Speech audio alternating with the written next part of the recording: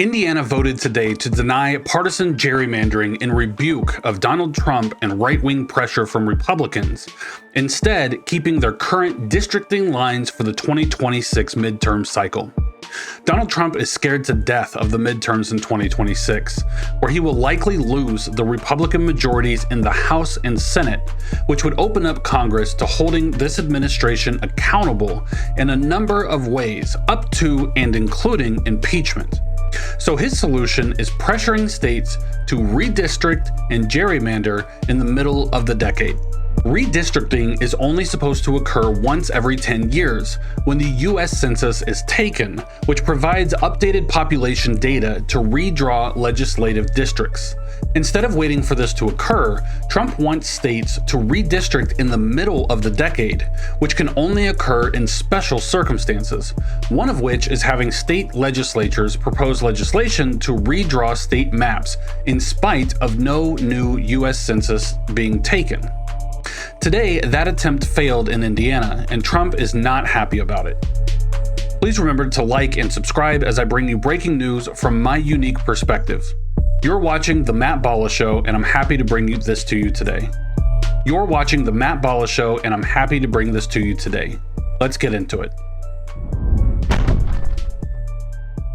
We're going to start with this breaking news right away from NBC so that you can see the redistricting and the redrawn maps and how funky that it actually looks. The Indiana Senate rejecting a new congressional map after President Trump pushed for it publicly, threatened to campaign against anyone who didn't support his effort for this new map, after Vice President J.D. Vance went to Indianapolis himself to make the case in person. Why does all of this matter? We are seeing a tit-for-tat race for redistricting in states all across the country. Of course, it started in Texas.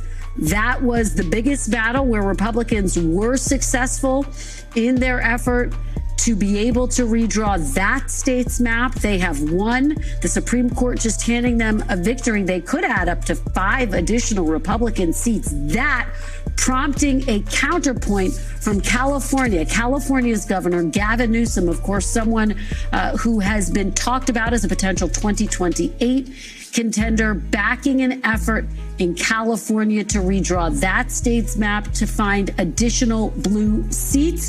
He was successful in his ballot measure in the elections that we just had this past November. And we also have this breaking news from CNN.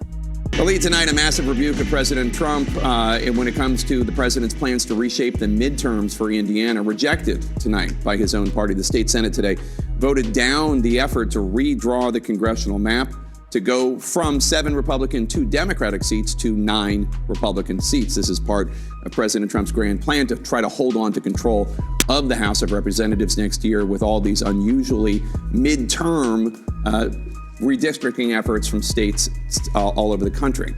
Now, what's really interesting to point out here is that in the Indiana Senate, there are 50 senators, 40 of which are Republicans. So as far as voting within their party lines, obviously that did not happen here. Otherwise, the vote would have passed 40-10. And instead, what we saw was a vote of 31-19. 31 senators have rejected the redrawing and redistricting of those district lines. And I'm going to be honest here that it's really nice to be able to see people stand up for what's right, for common sense, and not just try to gerrymander for short-term gains at the cost and expense of the American voter, of their constituents, and of the people that they represent.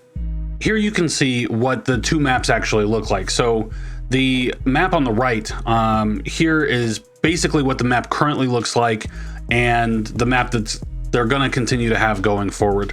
On the left side was the rejected map. So basically what they did was they split up the blue districts. As you can see, for instance, like here in the center where Indianapolis is, they ended up drawing really squiggly lines in the middle to divide up all of those blue votes in order to gerrymander those districts and split those out into the very red counties around it. so that the votes overwhelm the Democratic votes completely. Instead of getting a vote that represents the people, you end up with a vote where the entire state is red, but that's not the case. If I remember correctly, it's about 40% of the state is Democrat, voted Democrat. But if they were to gerrymander and redraw these districts, on the left side, that's what you would see is all of their representation would be Republican. And I just don't feel that that's right. That's not representative of the people. That's not a government represented of the people, by the people, for the people. That is a specific cheating. Essentially, it's cheating in order to try to make as many votes, as many representatives in Congress as they can that are specifically red, that do not represent the people of Indiana. And so we did have a statement from the Indiana Democratic Party chair, Karen Talion, who put out a statement congratulating the people for basically doing what was right, for doing the right thing, for not bending the knee, and for not cheating, which seems like that's a pretty low bar, but it's one that unfortunately today in America that we have to aspire to. That's ridiculous. And I think that things in politics absolutely need to change. But here's what she said. So today marks the end of a battle. The battle has gone on for months and is unprecedented in my lifetime. It started in midsummer when President Trump made the extraordinary demand that Texas do a mid-decade redistricting in order to guarantee that the U.S. House of Representatives remain Republican during the 2026 election. We did not realize, I think we had no idea, that this same pandemonium would come to our front door. How could we imagine even then what it would mean for the country and mean for our state? But it did. And the Washington, D.C. gang of bullies pressured Indiana to do the same. And pressure they did, and threatened with violence and intimidation. I'm going to show you evidence of that here in just a second. This is not simply a partisan issue. Influential Republicans in current and past positions came out adamantly against this. The Trump presidency was already expanding the power of the executive by intimidating, strong-arming, and badgering Congress to the point where it refuses to stand up and do its job. Certainly a threat to the separation of powers. Now they're coming after the states, bullying and threatening governors and state legislatures to submit to the demands of the all-powerful executive. Certainly a threat to state rights. There is an old adage, democracy is not a spectator sport. Today, Hoosiers prove that. So when it comes to the threats that those Indiana legislators were receiving, we're going to look no further than J.D. Pritzker talking about exactly this, and that this whole thing amounts to cheating, as he said in his press conference just a few days ago. Well, we'll see what they decide to do. I will point out that members of the Indiana legislature are being threatened. Their lives are being threatened, and it's being egged on by the President of the United States.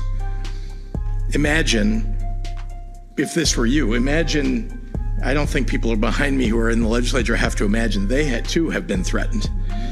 And so that's what's going on in Indiana right now. We'll see what happens in the end. I know that there are a number of good and loyal and patriotic Americans that are Republicans, part of that legislature, who have been outspoken in opposition to what the president is trying to do. Remember, he's trying to cheat. He's been doing this all over the country, trying to cheat. I think that our Midwestern values should dictate that we stand up against it, and I believe that the Indiana Senate will do so, but we'll have to see. And certainly the Illinois legislature stands ready to respond if necessary. But I will be clear to the folks in Indiana that we won't stand idly by. Now, we'll see whether we need to take action or not, but we won't stand idly by, and we will, in fact, stand up for the rights of the people, not just of the state of Illinois, but for the nation. So what he's pointing out is basically what happens when one state gerrymanders, it basically ends up with another state that is going to gerrymander in the opposite direction. And so it becomes a you do this, I do that, back and forth until all of the states are trying to do so. And basically it's in order to cheat. It's not representative of the people. I don't think that it's fair to United States citizens to be represented in such a way. Now, I'm not saying that Democrats haven't also gerrymandered from time to time. There are accusations of that on both sides of the aisle. And I think in any situation, no matter which side is doing it, I think that it's faulty. I just think that it's a bad look for the United States. Now, that said, the fact that Indiana voted it down is a sign that the almighty Donald Trump is losing his grip on the Republican Party, as pointed out by Pete Buttigieg in this clip. Hey everyone, something amazing just happened in Indiana. This is a very Republican state, but the Indiana State Senate just voted overwhelmingly to reject Donald Trump and the redistricting plan that he and J.D. Vance were pressuring them to pass for months now. This is a demonstration that political pressure works, that we're not powerless, even in a year like this, where many states like Indiana didn't have an election going on. We mobilized, we got out there, we made it clear to these legislators that the people did not want what the White House was pushing, and they decided to listen to the people instead of the president. This shows how power can still work democratically in this country. We've got to keep it up. Now, of course, you also have the GOP saying that, oh, this is no big deal, nothing to see here. Yes, of course, we didn't get what we wanted, but it's not a big deal. You're going to hear both Mike Johnson and Donald Trump say that, oh, you know, I didn't really try that hard. I didn't put a lot of pressure on them. And then we're actually going to look at that. Yes, they did put pressure, maybe not the maximum amount of pressure that they could have, but they absolutely did and continue to pressure the Indiana legislature to complete this gerrymandering and cheating as they were, quote unquote, expected to do.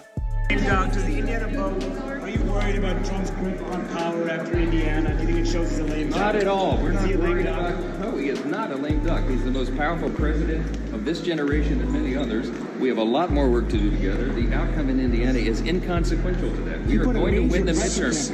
No, he didn't. No. He did not put a major pressure campaign forward. He let his opinion be known as he does on everything, all the time, all day long. We win some, we lose some. It is no indication whatsoever about what's going to happen next year in the midterm elections. We are excited about that. We have a great campaign to run. We go forward regardless of how each one of these states comes out. We're going to win on whatever maps are presented. So I'm very bullish. I'm more bullish today than I was yesterday, and you'll see that. And you guys underestimate us. He is a class A level liar. He lies so seamlessly, effortlessly. It just rolls off of his tongue. It's impressive. I'll be honest. It's impressive, the capability that he has to spin and to lie with what seems like just a calm presence. It's dangerous. It's scary. And I think that it's alarming that that exists in our politics. And so Donald Trump was asked about that failed vote today. And basically his answer was, I didn't really have that much to do with it. I didn't really put a lot of pressure on him. If I did, we would have won. And then he goes on to basically say that anyone that did not side with us, that did not vote to cheat in the elections and redistrict this map with no good reason whatsoever, we're going to primary them. We're going to kick them out of the party. It might be in a couple of years, but we are going to kick them out of the party. If you don't cheat to win, if you have a spine, if you are doing things correct by your people and your constituents, then we're just going to kick you out. We want corruption is basically the message that this sends.